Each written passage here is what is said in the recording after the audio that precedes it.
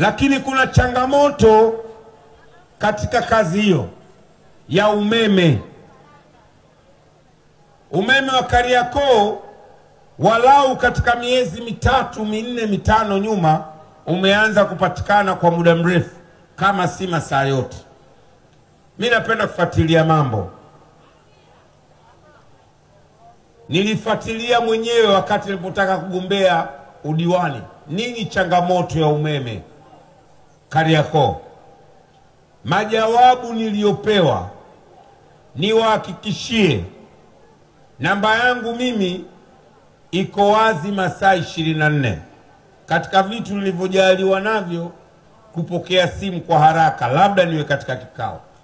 Wakazi wa Kariakoo, wafanyabiashara wa Kariakoo, wala msihangaike kuwapigia TANESCO kwa umeme ukikatika. Nikiwa diwani nipigieni mie. Na maana yangu kuambia hivi. Sasa mji wa biashara umeme unakatika vipi? Na sisi tunasifiwa tunaongoza kwa kodi.